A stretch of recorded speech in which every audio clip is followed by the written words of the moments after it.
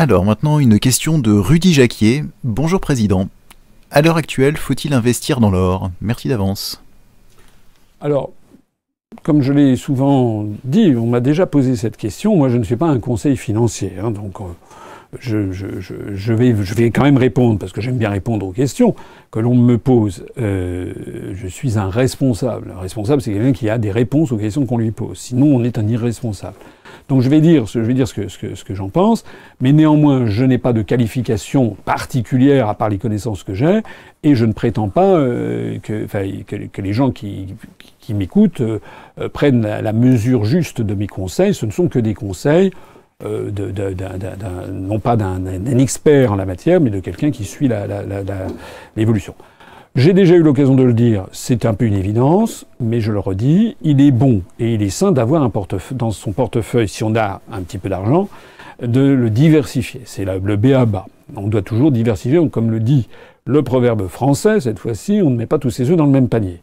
On ne met pas tous ses œufs dans le même panier, ça veut dire qu'on met les œufs dans différents paniers. Et dans les différents paniers, il y a notamment l'or.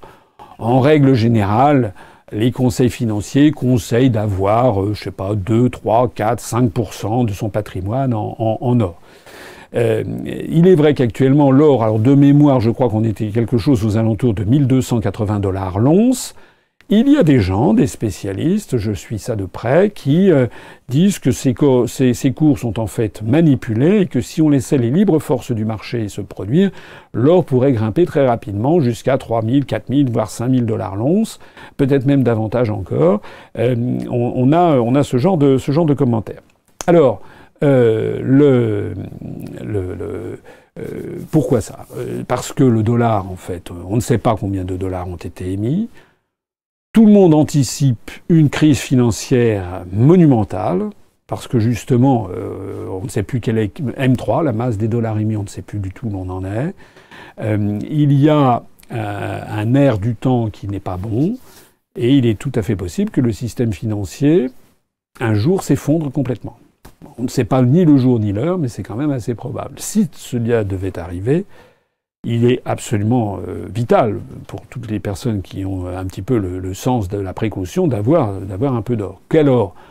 N'achetez pas des lingots. Alors d'abord, un lingot d'or d'1 kilo, ça doit valoir quelque chose comme 30 000 €, donc ça n'est pas à la portée de toutes les bourses. Mais surtout, il y a un principe qui s'appelle la fongibilité, c'est-à-dire qu'il faut pouvoir acheter et vendre de l'or de façon rapide et facile. Vous avez donc tout intérêt à avoir le truc le plus courant qui soit, c'est-à-dire la pièce de 10 francs ou mieux de 20 francs, ce qu'on appelle le Napoléon, qui est la pièce de 20 francs or qui fait 6 grammes et quelques, et qui doit coter quelque chose actuellement aux alentours de 200, 230 €, je ne sais plus exactement combien, mais ça doit être à peu près ça. Alors pourquoi ça? Parce que cette pièce qui représente, on l'appelle Napoléon ou Louis d'or aussi, puisque c'est un vieil alloy, c'est une pièce de 6 grammes, je ne sais plus combien, qui remonte à l'époque des rois de France, qui fut frappée sous Louis XV, sous Louis XVIII, etc., puis sous Napoléon. Donc on appelle ça la pièce de 20 francs indifféremment que ce soit un louis d'or ou qu'on appelle Napoléon, puis ça a été frappé ensuite sous la République, et vous avez des pièces de 20 francs or qu'on vous vendra chez un revendeur comme des Napoléons ou des pièces de 20 francs or alors qu'il s'agit de l'effigie de Marianne. Et c'est la pièce la plus courante qui existe en France, celle qui est dans les madeleines de monsieur et madame tout le monde. Donc si vous voulez faire un petit investissement en or, eh bien vous achetez quelques-unes de ces pièces. Alors il y a des détracteurs des investissements en or, parce que les gens disent ça ne sert à rien. Effectivement, quand vous avez de l'or chez vous, ça ne sert à rien. Vous l'avez dans un tiroir, vous le mettez je ne sais pas où, vous le cachez, ça ne sert à rien. Donc c'est un investissement improductif par nature. Donc il y a des gens qui critiquent. Oui, sauf que en cas de coup dur, justement, c'est le moment où on en a besoin. C'est pour ça qu'il faut ni en mettre tous ses œufs dans ce panier-là, mais c'est bien quand même d'en avoir un petit peu. Deux précisions encore. N'achetez pas d'or papier. Ce qu'on appelle l'or papier, c'est d'ailleurs des certificats comme quoi la banque, il y a des SICAV or, c'est-à-dire des fonds de placement à investir en or. Mais l'or, si vous achetez de l'or, vous achetez de l'or. C'est-à-dire vous achetez physiquement le métal or. D'abord, c'est joli à avoir dans la main, c'est quand même, on se fait plaisir. Mais surtout, ce qui est important, c'est qu'en cas de coup dur, si effectivement tout le système financier s'effondre, les banques ferment. Et votre hors papier, vos titres de SICAV, or, nous voudrons strictement, tout le monde s'en fichera. Si on revient à une période de troc, tout peut arriver dans la vie, il faut mieux à ce moment-là avoir des pièces en or physique. Et puis là, l'autre chose que je voudrais dire également, notamment peut-être pour des jeunes couples, ou pas couples d'ailleurs, des jeunes qui s'installent dans la vie, moi j'ai toujours un conseil à formuler, c'est que dans la mesure du possible, dans toute la mesure du possible, la première chose que je conseille à tout le monde, c'est d'essayer d'acheter son logement principal. Voilà. Alors c'est cher, ça dépend des endroits. Il y a des endroits en France où c'est quasiment inabordable. Dans Paris intramuros, dans quelques grandes villes, c'est devenu extrêmement difficile à cause de la mondialisation d'ailleurs, à cause de la libre circulation des mouvements de capitaux. Toujours le fameux article 63.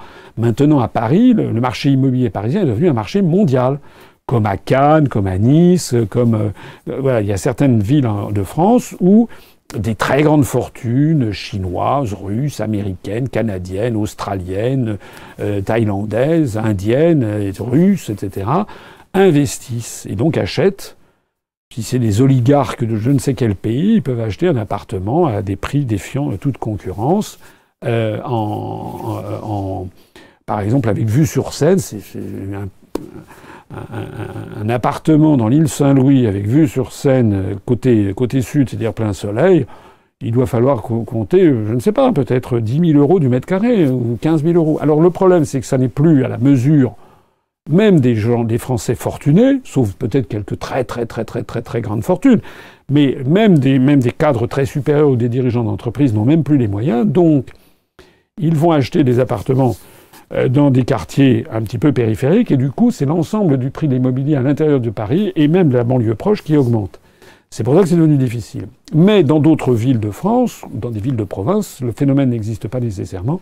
Et moi, je conseille toujours d'avoir ça, parce que l'expérience montre qu'il faut, quitte à s'endetter sur 15 ou 20 ans, une fois que vous avez payé votre logement, vous êtes propriétaire. Voilà. Alors que si vous êtes locataire, eh bien, vous restez locataire toute votre vie. Or, l'expérience montre que très rapidement, si vous vous endettez sur 15 ans, au bout de 6 ou 7 ans, très souvent, les remboursements d'emprunt que vous faites sont inférieurs à la location que vous paieriez pour avoir le même appartement. Voilà. Bon, là, c'est des conseils patrimoniaux, mais s'éloigne un petit peu de la politique. Mais c'est quand même important aussi, parce qu'il est important aussi qu'un responsable politique, il sache aussi de quoi il parle. Et il est également important de souligner les méfaits du gouvernement actuel, puisque je rappelle qu'on prêtait à M. Macron l'idée d'introduire un impôt, une espèce de loyer sur les gens qui sont propriétaires de leur logement.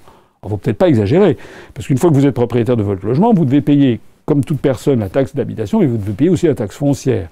Alors si en plus on rajoute un loyer fictif pour être, alors que vous êtes propriétaire de votre logement, ça ne va pas. Autre sujet,